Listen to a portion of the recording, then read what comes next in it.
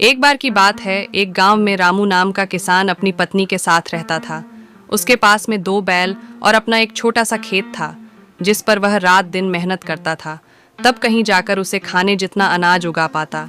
रामू गरीब होने के साथ साथ ईमानदार भी था। रामू की पत्नी हमेशा अपने भाग्य को कोसती रहती। न जाने किस जन्म के पाप भोगने पड़ रहे हैं, जो इतनी गरीबी उठानी पड़ रही है। न जाने भगवान हमारी किस दिन सुनेंगे। अरे भाग्यवान, अपन कर्म के अलावा और कर भी क्या सकते हैं। देना नहीं देना, ये सब तो ऊपर वाले के हाथ में है। अपने सोचने से क्या होगा, कहे तो तुम सही रहे हो। मगर 2 साल से अपने गांव में ठीक से बारिश नहीं होने के कारण फसल खराब हो रही है। गांव में बाकी किसानों के पास तो गाय भैंस है, जिससे उनका तो गुजारा चल जाता है, मगर अपने पास तो केवल एक छोटे से खेत के अलावा कुछ भी नहीं है। और बारिश नहीं होने के कारण उस खेत में भी फसल नहीं होती। पता नहीं इस बार भी क्या होगा। हाँ, यह बात तो तुम सही कह रही हो। पिछले 2 साल से ठीक से बारिश नहीं होने के कारण फसल बर्बाद हो रही है। कुएं भी सूखने लगे हैं, उनमें भी पानी अब कम बचा है। पता नहीं इस बार खेती में क्या होगा, ये तो ऊपर वाला ही जाने।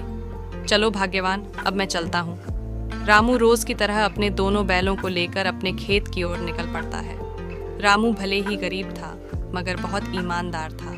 वह दूसरों का भला ज्यादा सोचता था और वह हमेशा अच्छे कर्म करने की समझ रखता था। और फिर रामू खेत पर पहुंचकर खेत पर मेहनत और लगन से काम करने लगता है। फिर थोड़ी देर बाद, अरे इतनी धूप में काम करने के बाद अब मुझे भूख लग रही है, और अब तो मेरे ये दोनों बैल भी थक गए हैं। एक काम करता हूँ, मैंने अपने आधे खेत की जुताई कर ली है और आधे खेत की जुताई अब मैं कल कर लूँगा। मेरे बेचारे बैल भी थक गए हैं। चलो चलो, अब अपन घर चलते हैं। रामू खुद से ज्यादा अपने बैलों का ख्याल रखता था। वह अपने बैलों से ज्यादा काम नहीं करवाता और रामू अपने घर पहुंच जाता। अरे भाग्यवान भाग्यवान भाग्यवान, आज धूप में काम करते करते मुझे बहुत तेज भूख लग रही है। जाओ जाओ, तुम घर में जो कुछ भी है वह फटाफट से लेकर आओ। जब तक मैं अपने दोनों बैलों को चारा डालकर आता हूँ, तब तुम खाना परसों।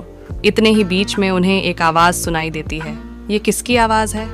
वह दोनों बाहर निकलकर देखते हैं तो एक साधु महाराज उनके घर के बाहर भिक्षा मांगने के लिए खड़े होते हैं।